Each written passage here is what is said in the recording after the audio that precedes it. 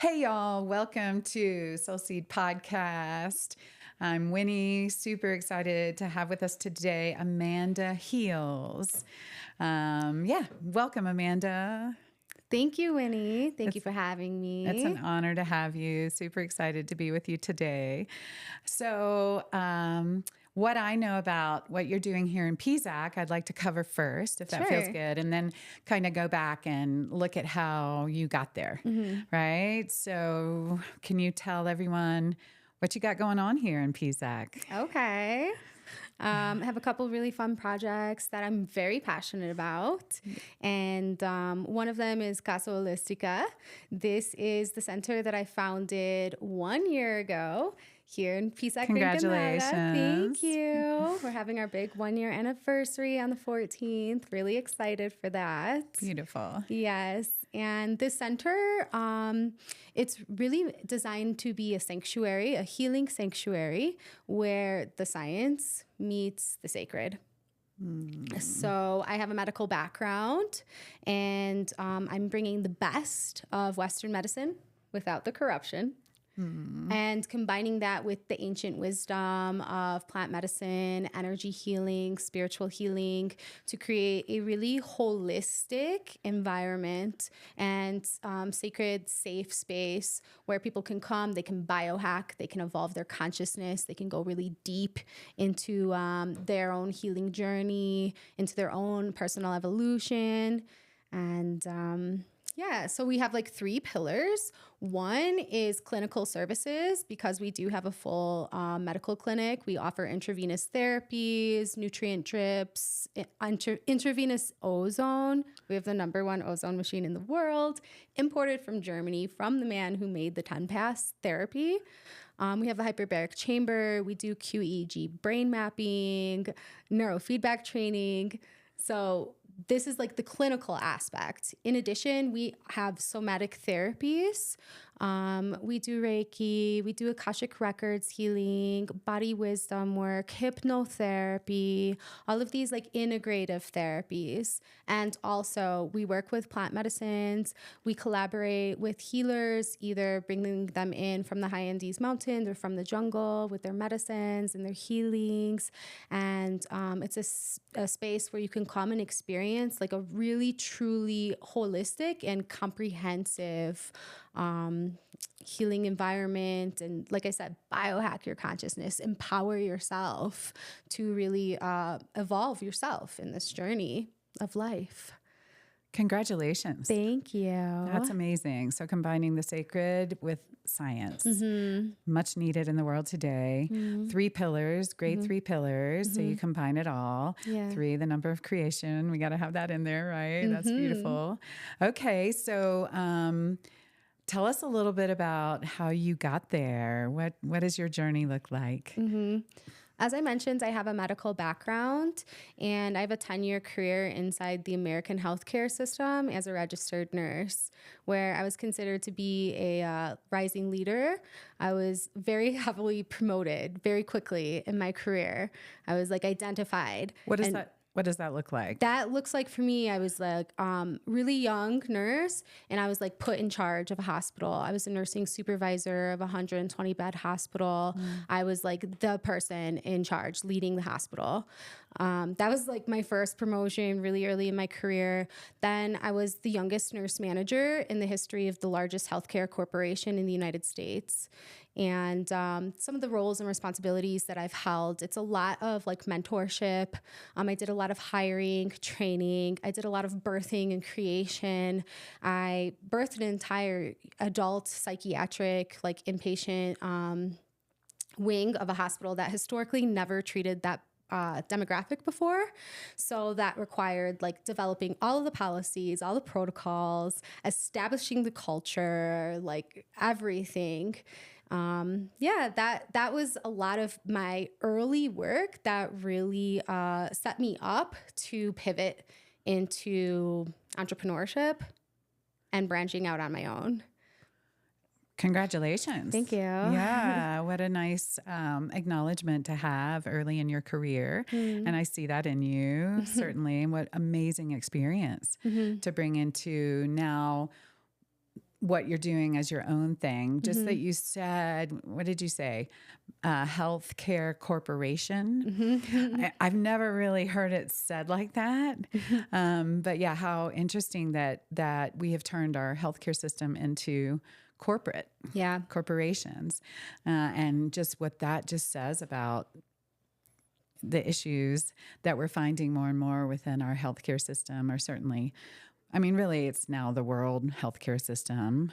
It feels like it's sort of in the United States is the example we know, and it feels like it's sort of the place where it was birthed in certain realms.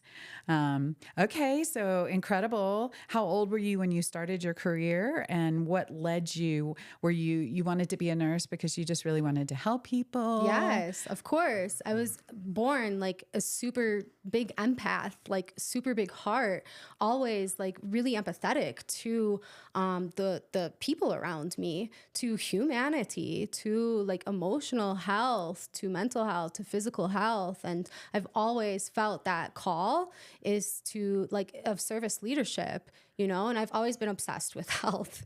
And I also like to think of myself as almost like a role model, modeling for others, like how we can stand in integrity, honoring our own health. And that takes a lot of like boundaries and self-assessment and self-connection that aren't really taught in schools and stuff, when people are growing up and like learning how to feed themselves and care for themselves and take care of themselves.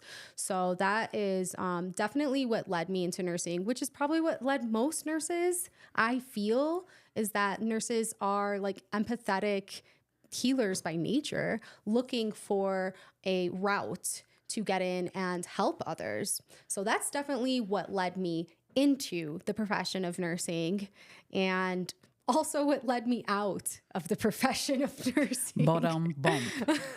There's the little twist, right? Didn't see that one coming. Yeah. Okay. So you stepped into that world with an idealistic vision of this is the place to really help people. You got acknowledged in this incredible way for other skills that you had, not just healing, but administration and creating things. How beautiful. And how old were you when you stepped in? I was young. I was in my 20s. Okay. I was really young. And it's really funny because I feel like it was very much like, I walked into a hospital system that was extremely chaotic and extremely busy and extremely bustling. And it was just like, we don't really have time to train you. So just like jump in, And I was like, okay. And I just jumped in the water. And they were like, what? She can swim? All right, throw some more responsibility on her. Like, okay. She can do it. Like, great, Okay. Well, and how beautiful, because you got all these skills and you got all this experience from it, huh? And where was it in the States that you were? Chicago. Chi-town, baby. Okay. Yeah. All right. That's strong. Well, so tell us how it all shifted. What did you come to understand that made you need to leave that corporation? Basically, it was seeing a lot of limitations that exist when you're operating within an established model.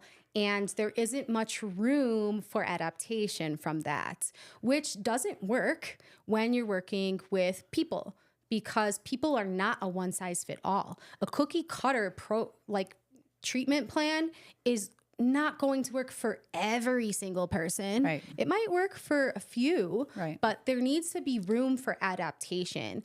And it's extremely limited within the healthcare system. And based on my observations, it appears to be because of the overwhelming influence of the pharmaceutical billion-dollar industry into our healing centers. And then in addition, the overwhelming influence of the healthcare insurance sector and that established relationship with the pharmaceutical industry. So this is what I saw, and it started wearing on me because first it started that I was observing this as a professional working in this field. And I saw my patients failed essentially, like really not healing, not really like thriving, not really receiving what it is that they really needed.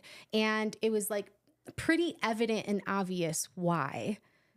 It's because it wasn't covered by the healthcare insurance sector. Like, I'll give you an example is that, it costs $2 for an entire month's worth of pain pills that will, numb, make this go away, go back to work, function, just numb the pain with this $2 prescription, 30-day supply. But actually getting to the root cause of the pain and doing something like, an example, intravenous ozone, that is about $1,000 for one session in the United States. And healthcare insurance doesn't cover it. So this is what I'm talking about with the limitations. It's almost like handcuffed. And it almost appears to be like almost the most effective healing modalities are kind of gate kept and only reserved for maybe the wealthy or those who can independently, provide this or find this for themselves. And that really did not sit well for me. It was really at a point where I remember like doing all of these like really sneaky, tactics in order to get my patients that I'm working with the treatment that they need based upon like clear evidence and assessments that are done. They could really benefit from this treatment. And we submit it to the healthcare insurance, and the healthcare insurance says no. And so now we're like, well, what can we do to make them say yes? Maybe we just like add a couple codes in there, add a couple numbers in there. Well, if we write it in this way, well, if this happens. I mean, it was so ridiculous, Winnie, to the point where I worked with chemical dependency, like inpatient detoxification from addictive substances that are legal in the United States, alcohol, prescribed opiates, and benzodiazepines. These are the most things that people are detoxed off of. Quick side note. Benzodiazepines are actually the number one prescribed to and detoxed off of medication inside the healthcare system. So they actually found a way to profit off of putting people on them and taking them off. Isn't that interesting? Yeah. It's so rough here. I mean, I'm so grateful to be hearing this. And yeah, it's really rough. And what you said, the word you said was profit. Yeah. So we have corporation, we have profit, and this is the foundation of what we call healthcare. Healing. This is the healing model. Yeah. Yeah. So continue, please. Yeah. So ridiculous. I was working in inpatient detox, and I had a alcoholic who came in, and their detox was horrible. It was so rough. It was just like every single of their like physical body systems were like starting to fail, and we had to do all of these like interventions just to keep them alive through the process of detoxing from alcohol. And we got them clean and sober, and we were like, oh my gosh, this was such like a strong, like heavy, like severe, significant case. We need to keep this person sober, because after they leave here, if they relapse on alcohol, they might not survive the next, like they might not survive. They're fragile. They need to stay sober. So they need to go transition directly from the inpatient hospital to the like 45-day rehabilitation center, because they need to stay sober for that length of time to build up some strength and give them a chance of surviving. This is the situation. And we presented that all of the documentation of their detox process to the healthcare insurance sector, and said they need to go to the 45. They need to go straight there. And they said no. They said no, and that they would only cover it in the event that this patient relapsed again. So obviously, if they relapsed in their home, they might not make it.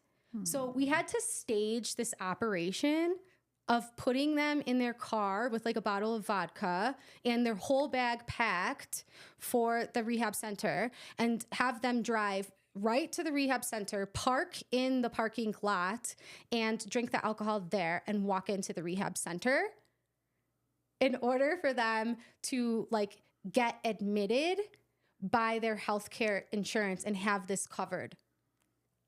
This is what I'm talking about. Is What that an incredible story. we started getting really creative of how we can best serve the patient.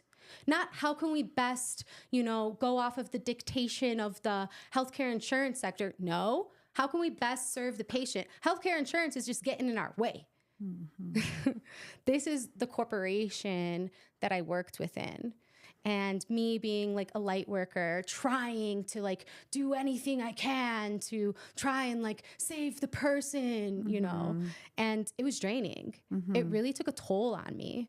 And over time and seeing case and case and case and case where I'm being creative and I'm being strategic and I'm trying all these things, it like, why do I want to continue to fight? Mm-hmm. Why do I want to continue to work within this? Like, obviously, I'm losing faith and belief in this system, and my attention is starting to wander elsewhere.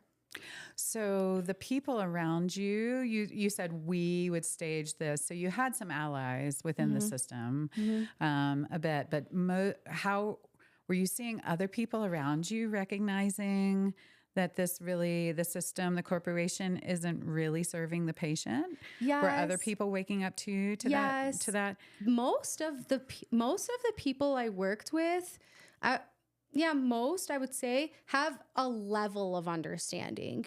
It's like, man, this is bullshit fuckery. And also I, work here and I get my paycheck and that sucks that it just is the way it is. And that sucks, to more of like a more dramatic level. That was me. I was the more dramatic level, and being the drama queen that I am, I did end up in like, let's say the principal's office many times in my nursing career. And I was so strong in my advocacy that I never got disciplinary action, even though I was doing things that were totally against the rules. I never got disciplinary action because I would just always, my documentation was so great, and always my advocacy for the best for the patient was so strong. They couldn't really like fault me. Good job. But not everyone is so strong in their like advocacy, in that I was really bold, and I was really, I'm going into this office. I don't care, fine. Tell me, are you going to discipline me? Like what? Am I going to get in trouble? Like for saving this patient's life? Yeah. And then they couldn't. So, but yes, I did find allies, and that was really nice to find other like light workers in this corrupt system that I could kind of like buddy up with and be like, yo, I need you to write this order. I need you to code it in this way. Come on, we got to do this for the patient. Yeah. And they're like, all right. So do you see any hope for that system? I mean, you left it. So obviously you had your time with it and decided you wanted to move in another direction. Yeah. Do you think that system can change from within? That's a really good question. And I do have kind of like fluctuating thoughts around this, because I do like to just stay focused on like myself and what I can do. And like, I don't believe in you. I don't have faith in you. Like, I'm leaving. Like this is done for me. And I'm just going to focus on my own path. That's how I tend to be. And then I do reflect back, like, how can I potentially make a difference inside of the system? And that's why I love to work with nurses. That's why I love the frontline staff. And I really welcome them into Casa Holistica to go through their own personal experience working with holistic alternative healing modalities with plant medicine. And I like to think that, like, as they leave and they go back into the system and work with clients and patients, that it's almost like they're bringing a little bit of that essence with them, and it's going through their hands into the patients. That's what I believe, is that for every like nurse and frontline staff, therapist, doctor that I do work with at Casa Holistica, it's like, that's my way of infiltrating back into the system, because through them, the essence of this like alternative healing modality and plant medicines can just like sneak into the system. Brilliant. Brilliant. That feels really good. And yeah, that makes sense. So have you gotten other people that are into the allopathic medical system? That's what I call it. I don't know. Do you have a name for it besides healthcare corporation? I guess the corporation, the Matrix. the matrix. So have you been having people come and find that and go back in? Yes. Yes, I drink ayahuasca with like the head of hematology from Harvard. Wow. Yes. Incredible. Yes. And I'm hoping that ayahuasca is unfolding in a beautiful way, and they are coming to, their own realizations in their own path. I'm really hoping, because I do remember when they were here, they told me that eating McDonald's every day will not cause cancer, because the body is adaptable and it can definitely handle like genetically modified foods and digest that, and it will not cause cancer. I was like, what, bro? You are the head of hematology and you are going to make that statement out loud here? I was like, shh, come on, don't listen, Incredible. But I have faith that they drank the ayahuasca and the ayahuasca planted the seed, and then they went back to California where they live. And I haven't spoken with this individual. It's been a while, but yeah, I'm believing and having faith that it is unfolding in a beautiful way for them. Yes. And they will maybe make a different statement to all of the patients and clients and doctors that work underneath them.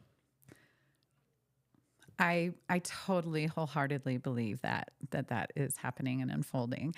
So one of the things that ayahuasca does for us, right, for those who haven't worked with it yet, is kind of help us understand how our system is put together, right? And we went back to, there was no education. You mentioned earlier, we don't have any in our schooling. There's no education around what health is, how our body works, what affects the body, and how this system, this corporation, has really played upon this level of disempowerment by, having all these big names that nobody understands for these issues going on. And so the whole thing of where any kind of education and empowerment, because it's getting more and more, I was born in 1965. So the system I stepped into wasn't near as strong as it is today. And to be honest, I left allopathic medicine when I was 17. I had this sense, wow. And haven't ever worked with it for the most part. So I had a sense that it just wasn't right for me. And so then I started working with alternative methods or holistic methods.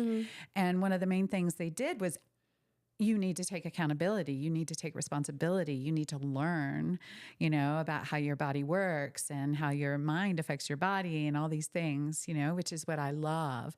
Because then I went on sort of an educational path to learn about, how to create health for myself. Whereas you go into the corporation and they're like, oh, don't worry about it. They just throw these words at you that are, and then prescribe things. And there's nothing, very, very rarely, right? Is there anything there about teaching you what's going on and really explaining? And I heard somewhere that most medical doctors through their educational process only have like an hour of nutrition or something. So how the corporation has gotten so focused on creating ignorance. Yeah. Really. Like, right? I mean, well, let's keep in mind that the pharmaceutical industry is a multi-billion-dollar industry, and that they are now writing the medical textbooks for the doctors who are going through the educational system. How is that? How does the pharmaceutical company know? That's amazing. Okay.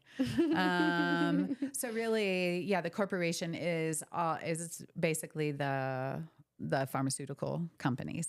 That's what it appears to be, secondary to my observations, like living and working within the system for 10 years. Yes.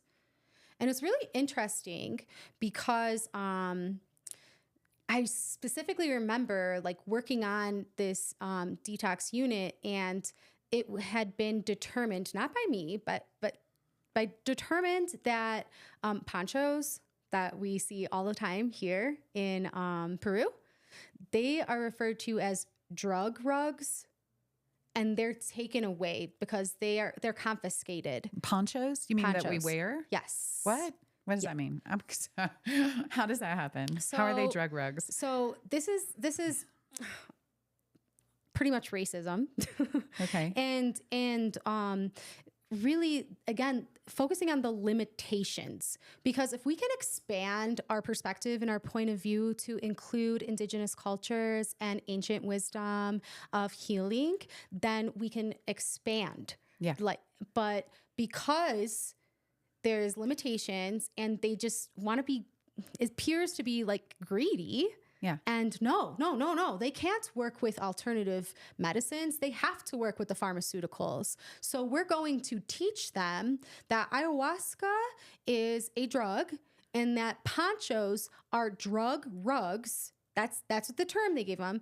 And they must be confiscated because they can't even be allowed to wear a poncho as they're going through detox. Where is this happening? Who's saying this? This is happening in inpatient psychiatric hospitals in Chicago, in the Chicagoland area.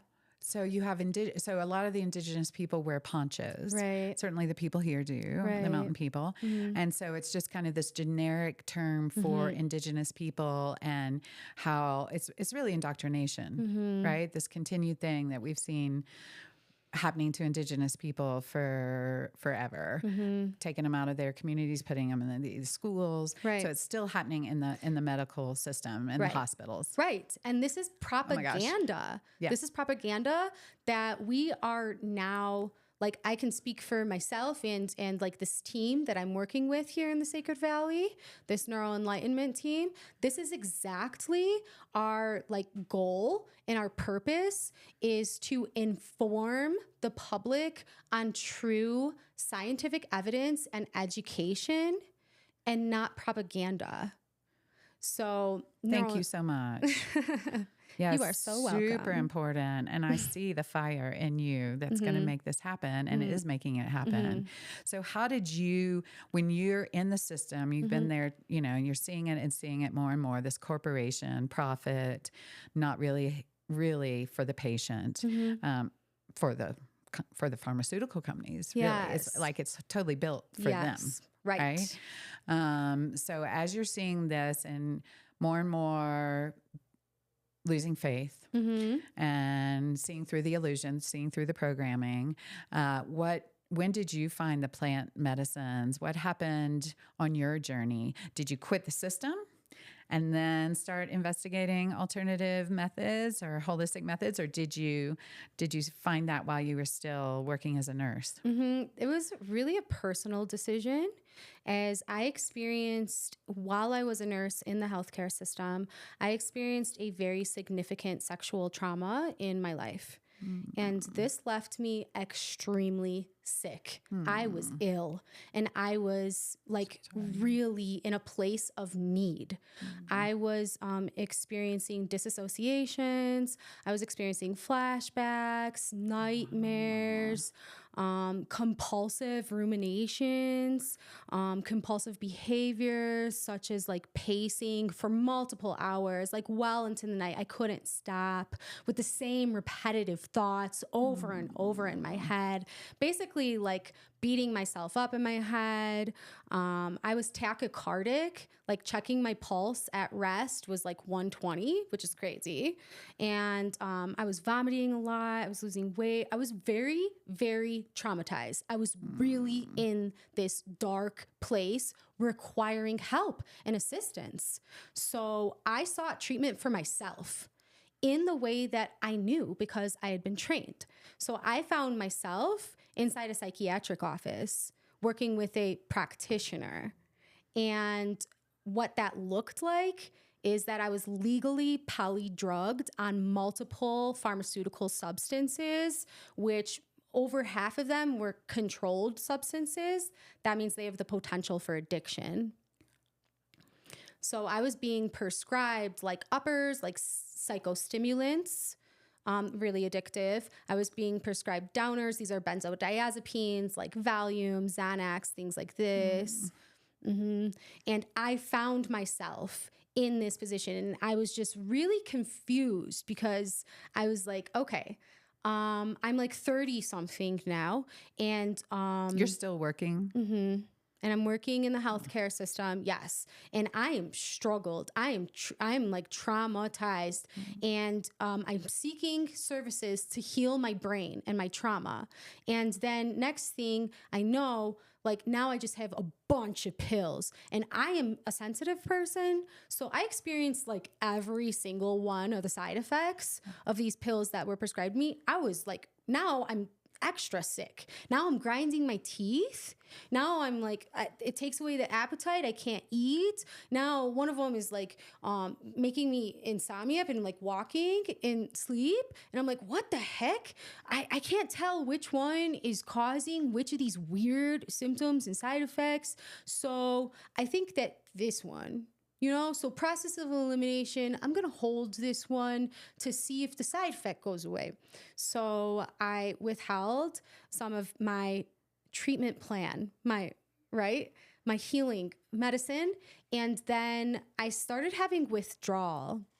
Wow. After being on it for how long? Was it very long? It wasn't very long. No. It wasn't very long. It was like weeks to months. You know what I mean? So like maybe a couple months, and I'm not feeling it. I'm not feeling good. I'm not feeling healthy. I'm not feeling strong. I'm feeling lots of side effects. Stop like for a second. I'm in withdrawal. I'm having withdrawal. And that's when I realized like, okay, this treatment plan isn't effective. I am still traumatized. My brain still needs healing. And also now I have a physical dependency problem. Pharmaceutical companies love that, don't they? Wow. Like amazing.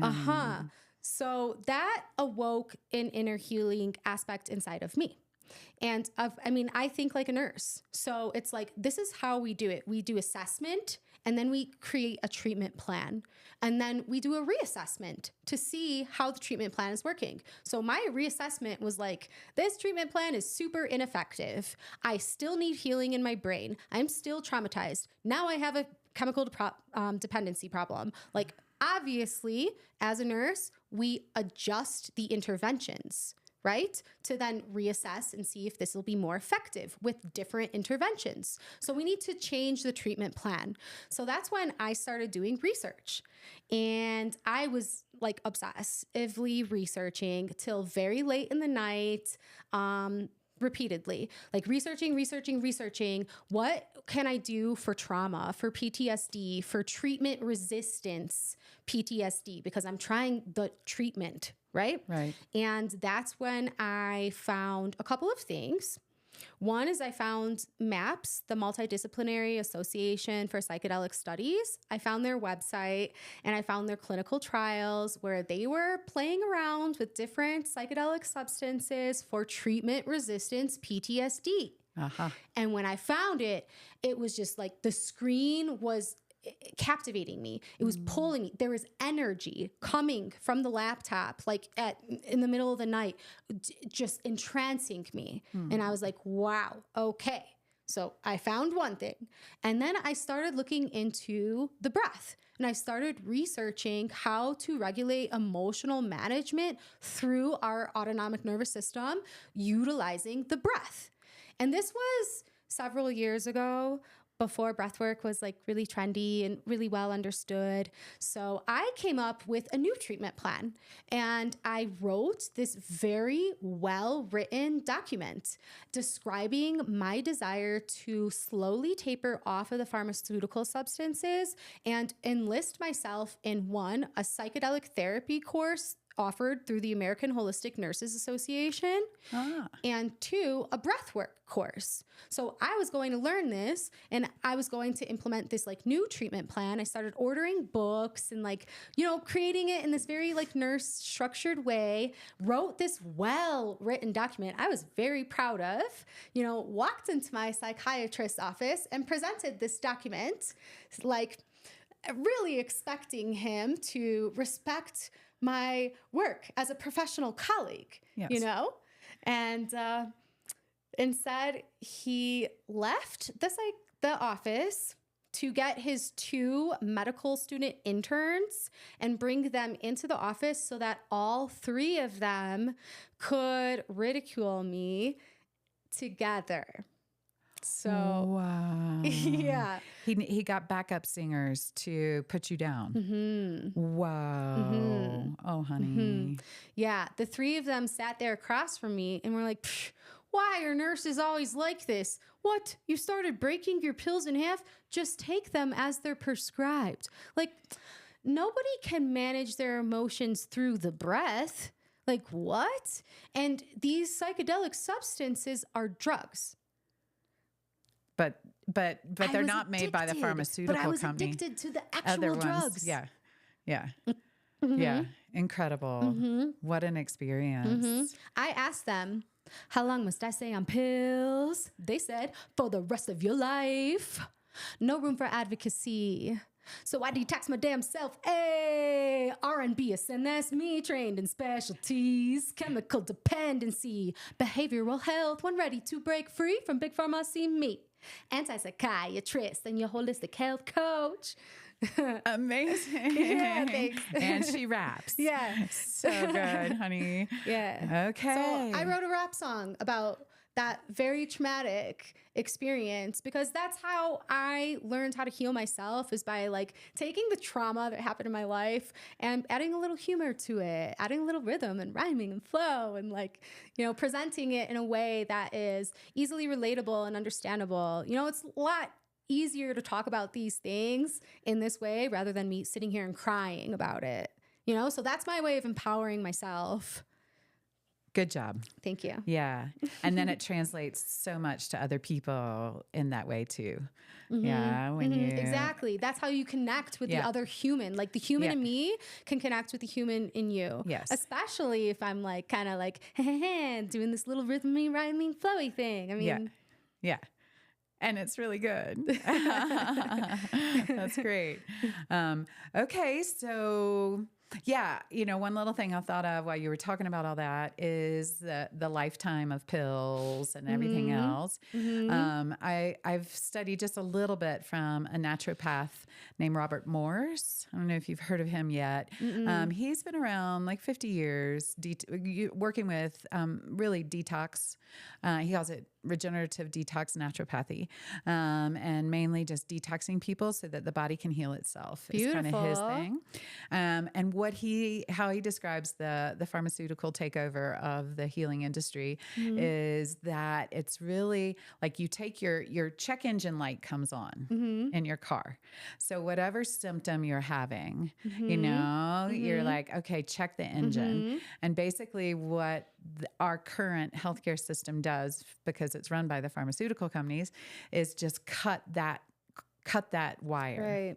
So you Right. don't see you don't see the check engine light anymore, because you just clip the wire, and that's what the pills Right. and surgeries, most of what the system's founded in does is just your body is saying something isn't right here, something's not right, be it from a traumatic experience, so it's psychospiritual, right, as well as physical, or just be it a cancer or whatever's happening.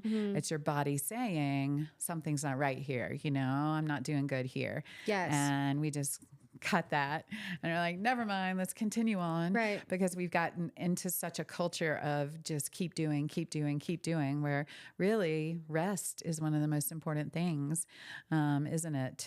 I think so. And also gratitude. It's like shifting that perspective beautiful. to actually be grateful for that check engine light. Yeah. Because what it is doing is just shining a light into our shadows. Like, this is where we can focus our energy for our healing and our evolution. So thank you to the symptoms that come up. Thank you to the check engine light. Yes. And shifting that relationship. Beautiful. Instead of like, eek, Yes. like Yes. it's my body's rebelling against me, or my body's not working for me, or whatever. It's actually, no, your body's trying to get you to pay attention, and Yes. it's communication. Yes. And gratitude is beautiful. I love that. Yeah. So, what happened after you left the office with these three, totally dismissing you Right. and diminishing you? Initially, I was so upset. I course. was crying my eyes out in my car, feeling distraught and an extreme amount of distress. Like, oh my gosh, I don't have the support and the response that I thought that I was going to have. And that's when I realized I am an RN. I am trained in this. And you know what? I can do it better. So I'll do it my damn self. I will make my own treatment plan. I will pursue my own education. And if you won't support me, then get out of my way. Good job. Thanks. Wow, you came in with some fierceness Oh, into this yeah. lifetime, didn't you? Oh, yeah. Ask my So parents. good. Jeez. It's what? Ask my parents. Jeez. My poor parents. Love you guys. But they're happy now, right? Seeing all that you're doing. Or they're getting there, maybe. It takes a while, right? Yeah. I hope that now they can appreciate my rebellion, because I do consider myself to be a rebel nurse. Yeah. And that I'm just determined to stand in my authenticity, and I'm just determined I will not fault outside of what I really believe in, and I will rebel. If that means that I need to rebel, I'll do it. If that means that I need to leave the healthcare system, I'll leave it. If that means I need to leave the United States, I'll do it. I'm that person who will make those steps, and I will leave, and I will start something new, and I'll build my own team. Good job, honey.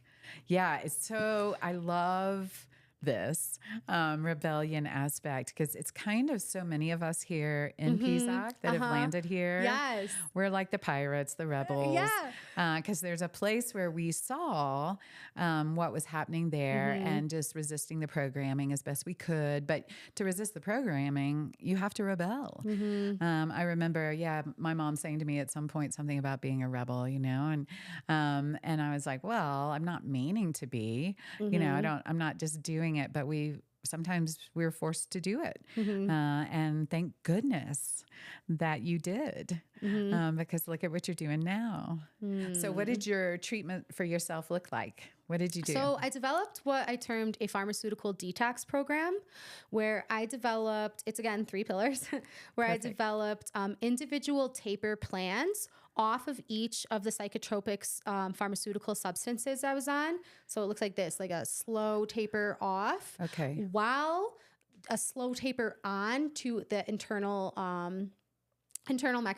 mechanisms. So I developed holistic approach nursing care plans for each symptom that I was experiencing, which was a lot of anxiety, and that meant a lot of breath work.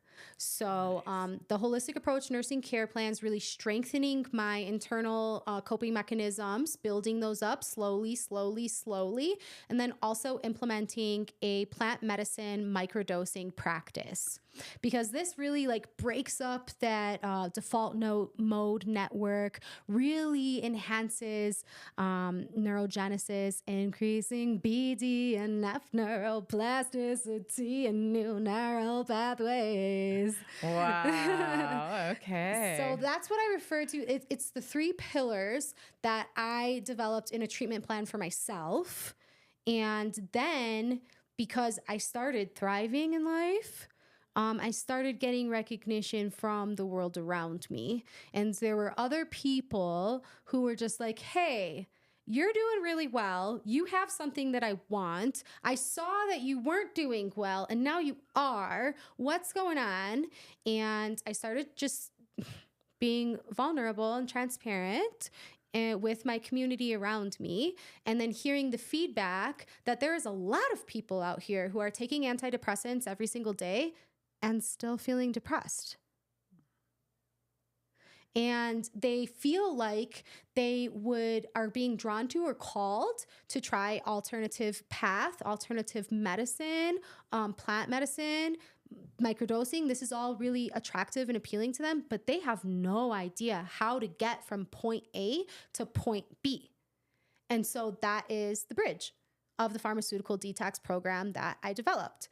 And so I wrote a rap song about it, and I presented it on stage at the nearest decriminalized area, which was Ann Arbor, Michigan, at the National Entheogenic Educational Collective, which was like a big conference that met monthly. Say it again. The National Entheogenic Educational Collective. Can you explain to people what entheogenic means? Entheogenic is, it's like connecting with God, connecting with spirit.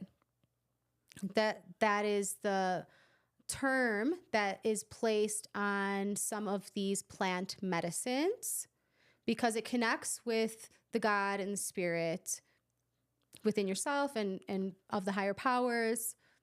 So taking basically what we say psychedelics to a deeper level that's trying to help us understand the profound healing possibilities there instead of just a fun trip. Yes. So entheogenic. All right. And that was in the closest decriminalized place. Yes. So where the entheogenics were decriminalized, Correct. I assume.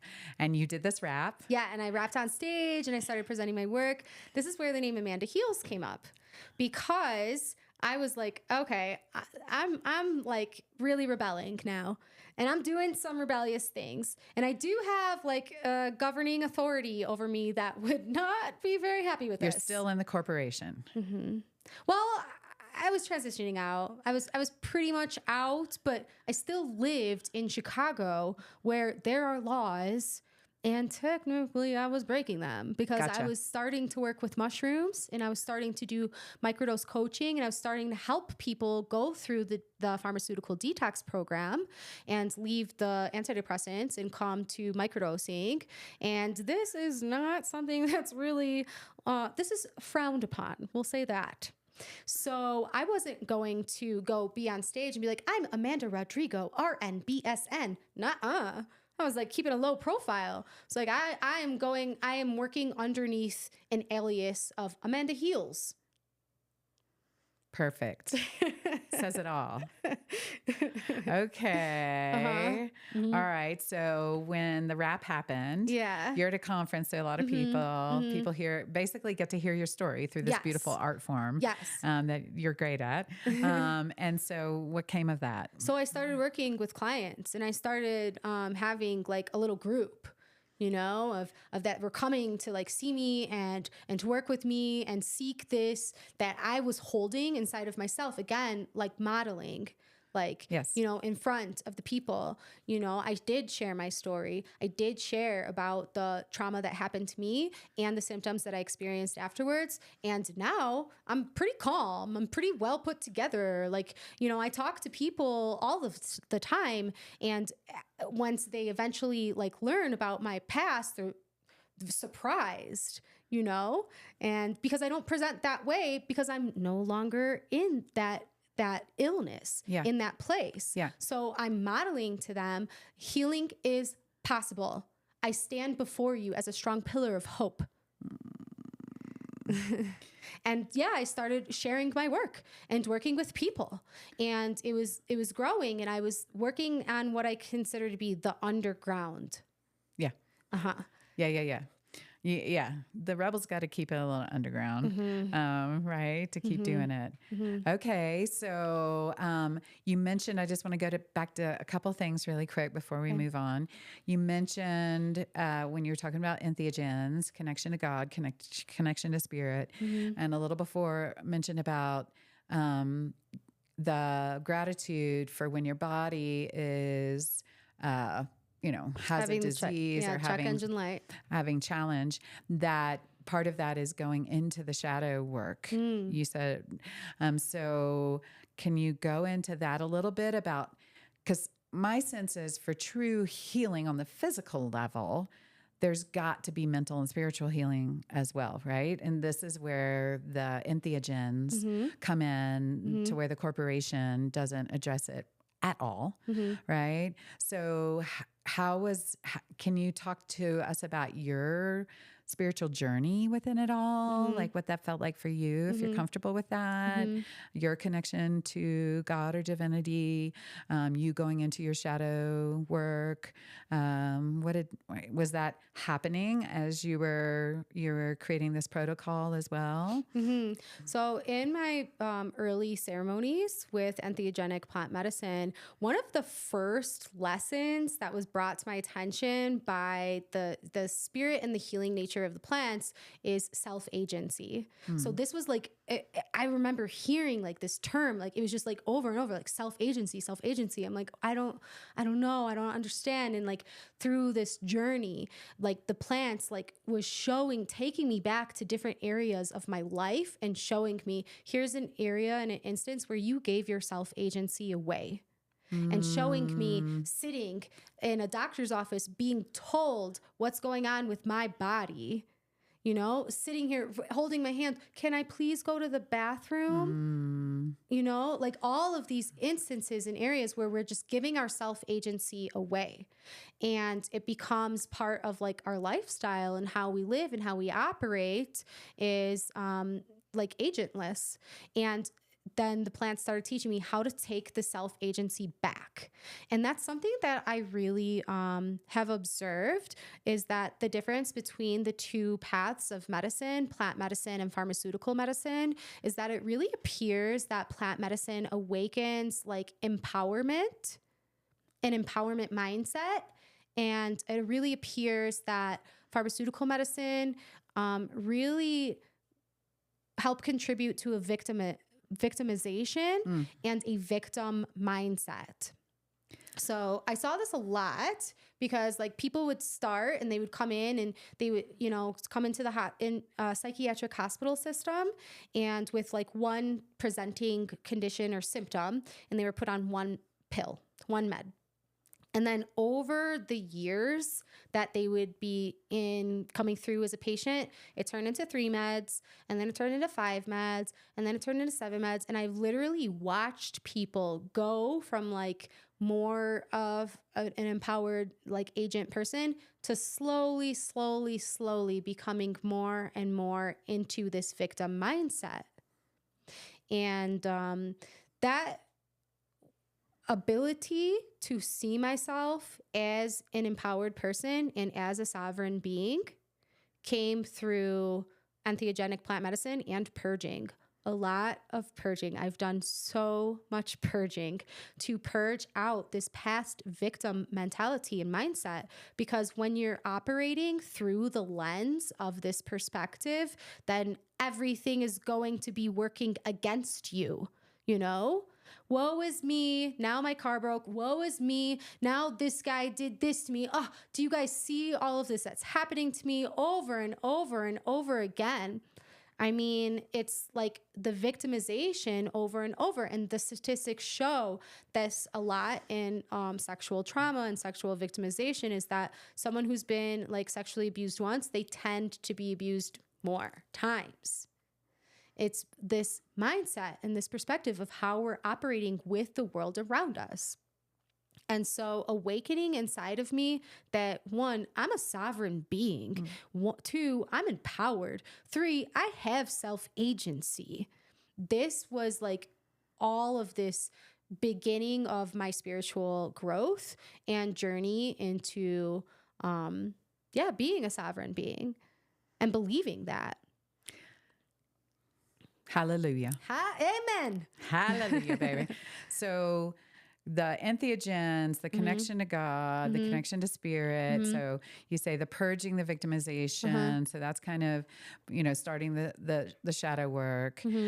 Somehow with this other awareness or other level of connecting with divinity through the entheogen helps you realize the victim thing is super disempowering, super defeating. And I feel like, so many of us that have found ourselves working with entheogens have found that, and even to that sense of once you really, because what do entheogens do for people? They kind of help us understand how things work on an energetic level, right? The nature of reality, opening the doors of perception. So beyond the third dimension, right, where we only have our five senses and our very conditioned mind to interpret what's going on here. So then we go to a higher level of understanding, that.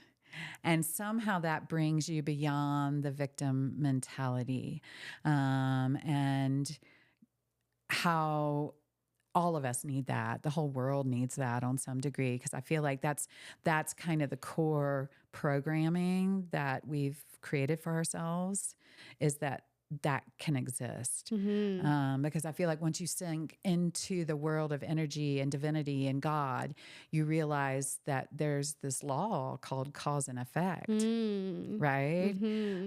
So how do we negotiate that becomes the self-agency. Okay, somehow whatever I'm experiencing right now, I've created that. Right. Is what I got from my entheogenic work. And then, and then we come together in these situations like what you're creating here with Casa Holistica to really help us move beyond that. Yeah.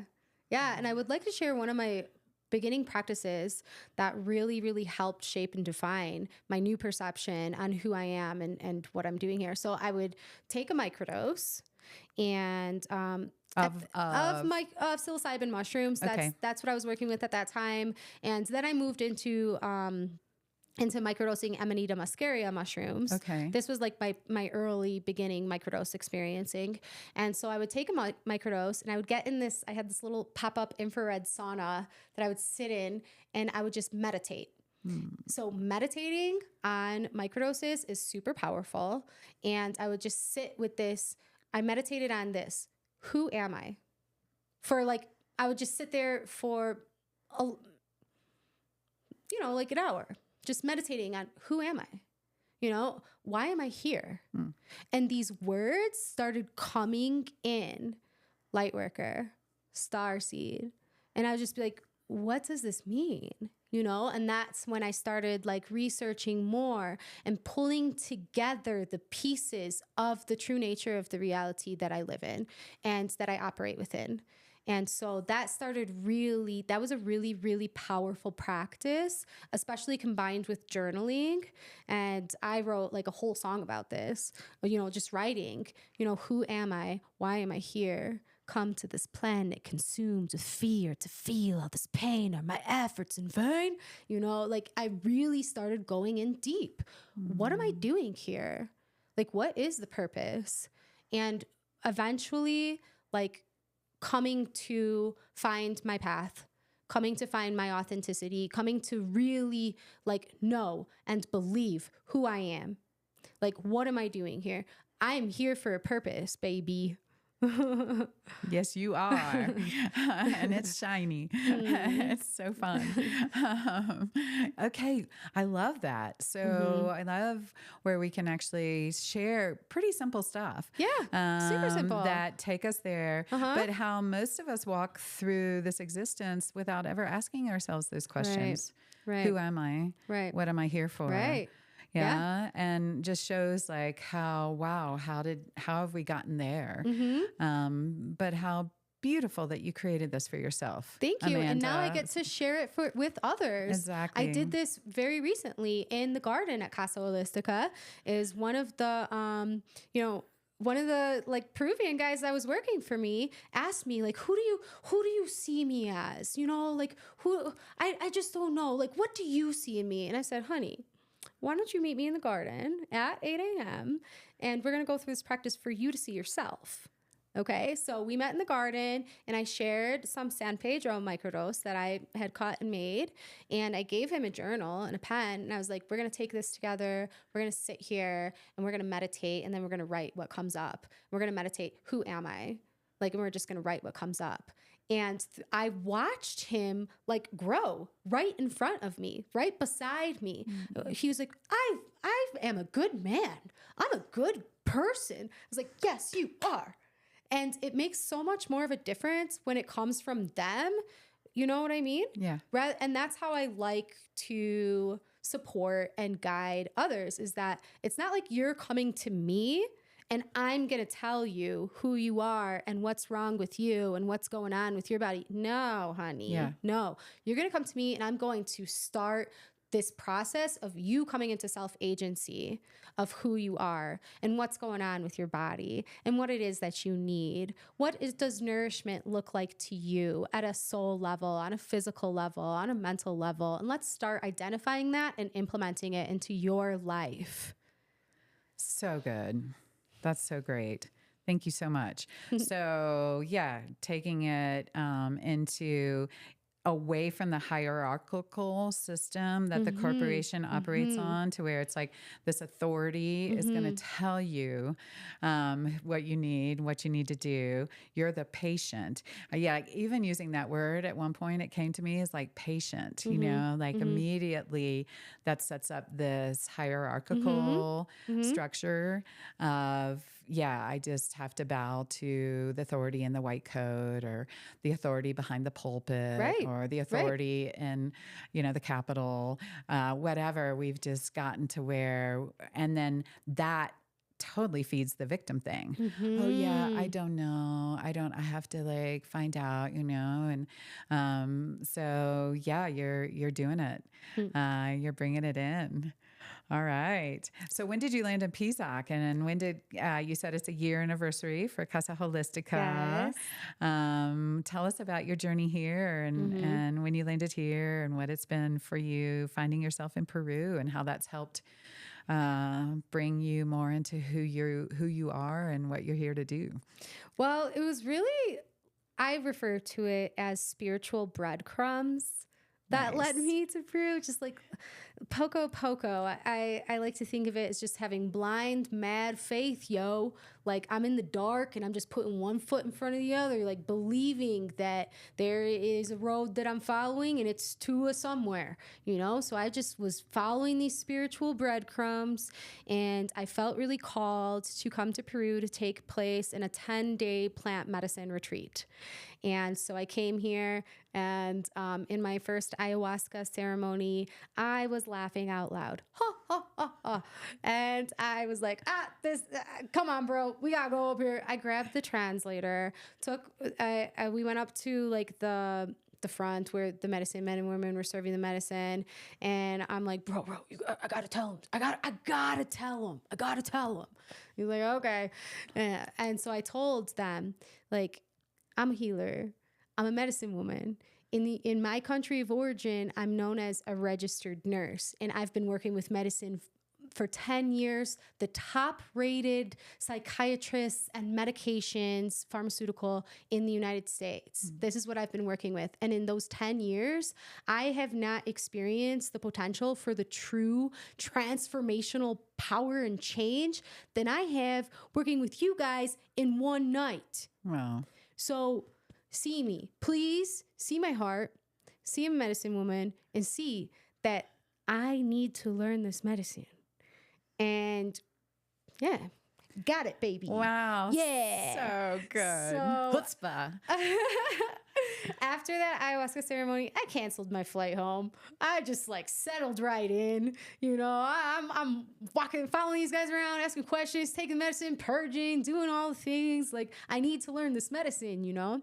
And I stayed as long as I legally could without like repercussions. So I stayed for like 3 months, really just living in the PSAC area, you know? So was the retreat around this area in the Sacred Valley? Okay. Yeah, it was in the Sacred Valley. Mm-hmm. Okay. And How long ago was this? This was in 2021, something like this. Okay. So after the COVID. 2021, Hoo-ha. 2022. This is like, yeah, right after the COVID. Okay. Right in there. Okay. That was a sweet spot, 21, 22 area. And I had to go back. I had like a house and a car and a kid and like all the things, you know. And over that next year of my life, the medicine that I took here really unfolded.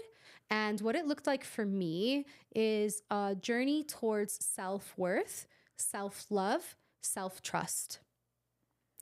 So it took me a full year of integrating these medicine to come to a place where I believed in myself. I believed I was worthy to live outside of the system, the safety, the net of America. I believed I was worthy to come live in Peru. I believed I was worthy to work with these medicines in this way. And I believed in myself, and I had enough trust, enough self-trust that I'm going to figure out and I'm going to make it. Because I was like, yep, I'm gonna sell my house, I'm gonna sell my car, and I'm gonna sell everything I own, and I'm just gonna come to Peru with 2 suitcases. And everyone around me was like, what? Why? And do what? I was like, and figure it out. I'm gonna do something entrepreneurial, and I'm just gonna do it. And the feedback around me was like, no, that sounds very scary. Yeah. You know, you have a degree, you have a license. Like, maybe that job sucked. Just go get a different one. You know, you have a house. Like, what are you going to do with that? You worked so hard to save up that 20% down payment, you know? Like, this sounds scary. This doesn't sound safe. And it took a tremendous amount of self-love and self-trust and self-worth to believe in myself. And courage, my love. It took a lot of courage. Like, super brave, you know? All right. Yeah. So that led me back. And this time I was back for good. And that was about 3 years ago, a little over 3 years ago, that I came back to Peru, and I was like, I'm here. And I didn't know quite what I was going to do, but I found some maestros, I found some curanderos, and, you know, I lived with them and I worked with them and I trained with them. I lived in like a hut in a jungle, you know, and started like learning and training with the medicines. And as I was and learning in like energetic healing techniques, like these medicine men and women who work with the plant medicines, they have this phenomenal ability to have this like energetic healing technique. So I started really picking up on this. And then my nurse brain was like, okay, how can we use these energetic healing techniques and these medicines in a treatment plan targeted towards like conditions and suffering? And that was like kind of the next step, because that's like the nurse brain in me, you know? And so then I really started pursuing like a holistic approach. everything included together, the mind, the body, the energy, the spirit, and how can we utilize all of these little techniques and interventions in the most comprehensive and holistic way targeted towards like conditions that there are so many people suffering with. And it was, yes, that's what led me to found Casa Holistica. Good job. Yeah. So I'm thinking like the whole thing of where the indigenous traditions actually focus that the mind, and we could call it the mental body, and the emotions, the emotional body, have as much to do with what happens on the physical body, the vital body as well, which is our energy body, our aura, you might say, and that they actually have built into their healing traditions that these other bodies are as important if you want to keep the physical body strong and healthy. And so then you take that and you just create your own Casa Holistica. And what's cool is you've got the sacred meeting the science. So not only are you bringing these ancient traditions that are serving us in beautiful ways, as we find them more and more, but also you're bringing, what is ozone therapy? I have no clue. What are these other vitamin injection you said? Tell us about those a little bit. And how did that come in to augment your indigenous healing practices that you were finding and cultivating? Well, it's really interesting because I do remember I had a Cambo maestro in San Roque, Mates, and I lived there and I was like learning from them. And then I remember I felt like, I can provide back too. And I can share too. And I asked them if they had ever done yoga before and they said no. And I put them through like a little yoga 101, and I asked them if they ever did breath work before and they said no. So I put them through like a little breath work 101, and then afterwards I was like, which one did you like better?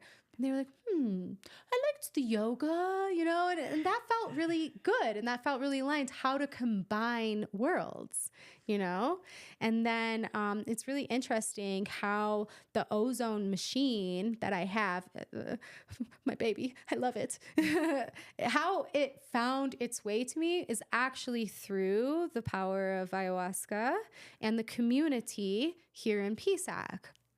Because I had an ayahuasca ceremony and afterwards, it was really funny. We ended up recording a podcast at 5 a.m.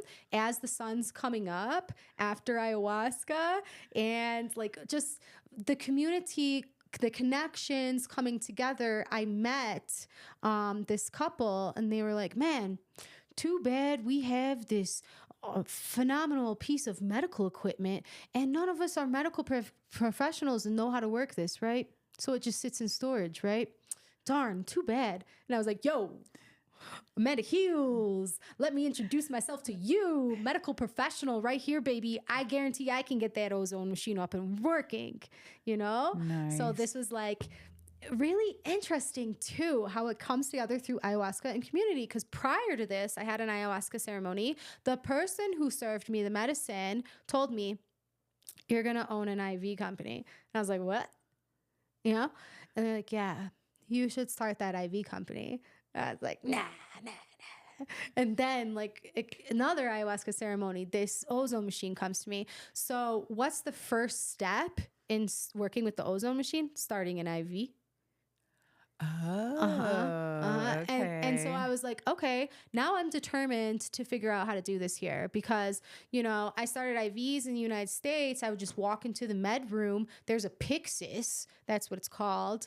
And it holds everything and you press your finger on there and you type in what you need. It's kind of like a vending machine and it kind of pops out, so I would just touch my finger and be like, I need an IV start kit. Boom, pops out all my stuff and I go. Well, there's no Pyxis here. There's no IV start kits here. So now I'm on a mission, to go to Cusco and I don't know, are there stores here that sell IV stuff? You know, what is in an IV start kit? Figuring out all the little pieces. Can I find this? I'm like on a scavenger hunt going around. I can find a syringe here. I can find a tourniquet here. I can find like, and just piecing it together and then figuring out how do I set up this ozone machine and like piecing it together. Again, it's like a little poco, a little blind faith, just putting one step in front of another, following these breadcrumbs that have been brought to me through ayahuasca and community here in PSAC. And ozone is an incredible medicine. It is considered to be the supercharged version of oxygen, which, oxygen is needed for all of our body systems. And that's O2. Ozone is O3. So that's why it's supercharged. It has even another O. And so it has three O molecules. And through a process of like reduction, it gives one of them away. That creates a free radical that attacks pathogenic cells and things inside of the body system. So it does not attack our endogenous cells because our endogenous cells have like a protective enzyme called catalase. What's endogenous? Endogenous means produced within ourselves. Okay. So anything that's produced within ourselves is safe. Anything that comes from external inside, it has a little different pH, and that's what the ozone free radical goes and attacks. So we're seeing results. It's extraordinarily effective for inflammation, for autoimmune. We're seeing really strong effects for like, viruses, for bacteria, for parasites. And any of these like foreign or pathogenic cells or like things inside of the body that is causing us distress, causing us harm, causing this inflammation, we can target with the ozone. Okay. And you're providing this at Casa Holistica currently. And you recommend it to just about anybody? Is there certain, you need to be a certain, would you say you work with some entheogens first and then move to ozone, or in a protocol? Does it matter? I love protocols and I love like individual assessments. So for, let's say, a really healthy individual, they are, because of the world we live in, exposed to environmental toxins in the air, in the water, in the food, in the pesticides, all of this. Thoughts. That can change the cells within us, and that's called like precancerous cells.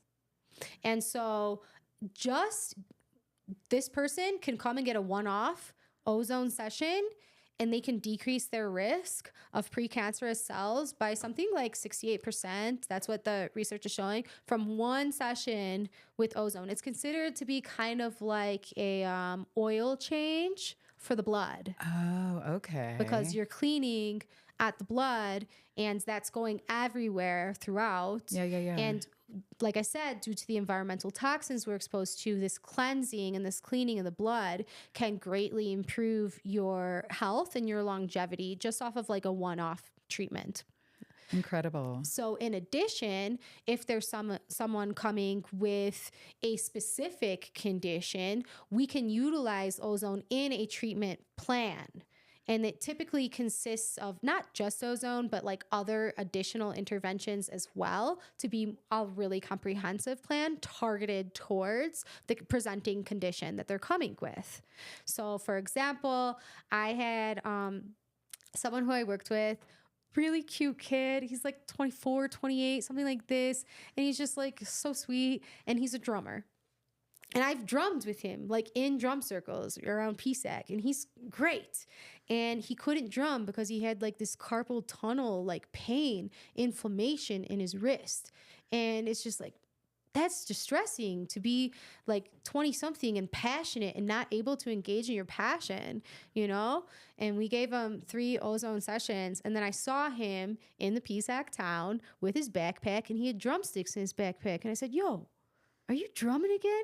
So, yep. I was like, yeah, Very yeah, nice. baby. Very That's just nice. like one case, one example of how you have like a targeted presenting condition that we can utilize ozone in a treatment plan to directly impact. So the check engine light Yeah. and the ozone actually doesn't just cut, it actually goes in and cleans. You Yeah. said like cleans, and it feels like it always kind of comes back to that a lot of what we do in the holistic realm is more about purging, cleansing, going into the shadow, looking at the mind, the emotions, the energy body as well, and getting it functioning well, cleaning it out, getting it moving, getting it doing what it's supposed to do. So how does Casa Holistica work if I was to say, okay, I want this. I want to come and hang out with Amanda Heals and find some new life. How do people, does somebody write you and then you are in touch with them and create a specific protocol just for that person? Yes. Yeah. Yeah, exactly. And I would like really recommend them to apply for a personalized, individualized retreat. I have very lovely retreat managers on my team. Love them so much. And they're really skilled and talented and like kind of gathering the information and then creating like a really comprehensive treatment plan, for a period of time that they can like stay with us. That's the best way to like fully immerse yourself and just stay on site, because we have 6 private rooms that we rent out. So they can stay on site. They can work with the clinical services. They can work with the integrative like somatic therapies, and they can work with the plant medicine during this like period of their time that they are living here. And that's really the best way, the most immersive and like comprehensive way. We take people in and we do consultations, and then we just share like this is the best of the services that we have here for you, how it can really help you in the best way. Wonderful. And so they live at Casa Holistica and this is one of the main things that we haven't really touched on is time, like how we expect healing just to happen, just pop a pill, cut it out. We don't have to. So really, when you sink down into holistic healing, it's about taking the time to really do the work, right? And so the longer, the better. The more people can come and find and be, the better. Yeah. Right. Do you have a typical time for retreats, an amount of when, or it just depends on the person? It does depend on the person and their capacity. Yeah. Because we have to like take into considerations their responsibilities and how much they can really commit to. Yeah. A lot of people have to take time off work and children and things like this. So we can do a retreat for 3 days. We can do a retreat for 3 months. And we've done things like this for, and really that's the greatest way to make the greatest impact is to fully immerse yourself for the length of time that you can on site and then continue virtually. Oh, that's great. So you continue being in touch with people even once they leave. Yes, of That's course. great. Yeah, of yeah, course. yeah. We do like integration coaching. We do mindset coaching. We do like virtual Reiki, virtual Akashic records, things, hypnotherapy, and home neurofeedback training, so that we can support people even after they leave to continue with the unfolding and the integration of the work that they did when they were fully immersed and living here. So great. And I know people out there are thinking, okay, but my insurance doesn't cover this. Yeah. So definitely one of the things we want to promote in the world is people that have extra money looking for a place to donate or invest in really valuable service, that this is an area where we need that. Yeah. I've been like wanting just for PZAC, to have what you're doing. And then we find people that are here, they need help, they need assistance. But part of what their trauma, what their disease has led them to is not having the resources Right. to actually be able to provide. And of course, you can't do that, So there's a place where we got to find the rich folk. Any rich folk out there? Yo, yo. Here's a place to donate. That would be really, really good, really valuable. Yeah. So the economic piece, a piece that we got to work Right. on, right? And Right. I think that's the sacred reciprocity that I've learned so much from the Quechua people after coming here is this Aini and that sacred reciprocity.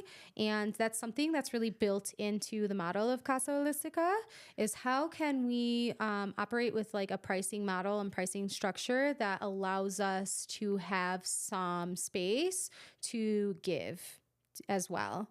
So someone might pay a little bit more, and that means there's room for someone to come and sit in my garden, and have some time and some space that I'm gifting.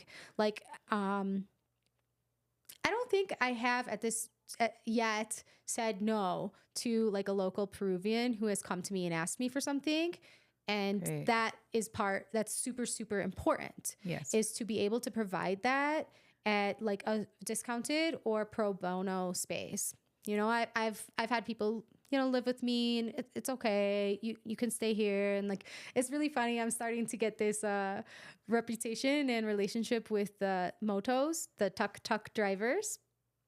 That's great. And they're starting to learn Casa Holistica and Yes. Amanda Heals. And so when I get in their moto, sometimes they bring me up to my place and they're like, oh,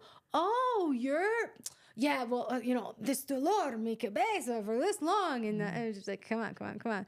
So I bring them in, I give them like a free health screening, and they feel like so cool and stuff like this. And that's something that I'm really looking forward as I'm building my nursing squad, my nursing team, and inviting other nurse rebels to come like walk this path beside me. I'm really excited to have community events where I can come with my squad, and show up and post up in like the plaza on Sundays, how it's real popping there. Yeah. And all farmers come in, Yeah. and that we can do free health screenings and have educational content that's in Spanish and in Quechua, and even like little gift bags that they can leave with that has like supplemental herbs.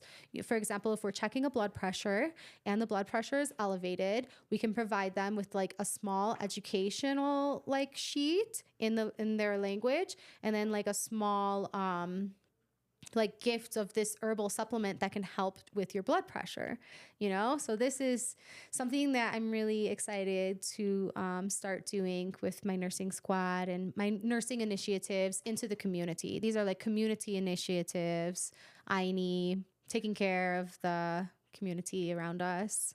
Thank you so much for doing that work, Amanda. And thank you so much for just being the rebel you are, the rapping rebel, holistic nurse. It's just powerful where you're coming from. And I feel it so deeply, what your intention is about, and just service into the world, We can't. So let's tell everyone how they can find you to either come be on the squad or to, come get some holistic healing work. Where do they need to go? Okay. Well, firstly, I want to say thank you to you, Winnie.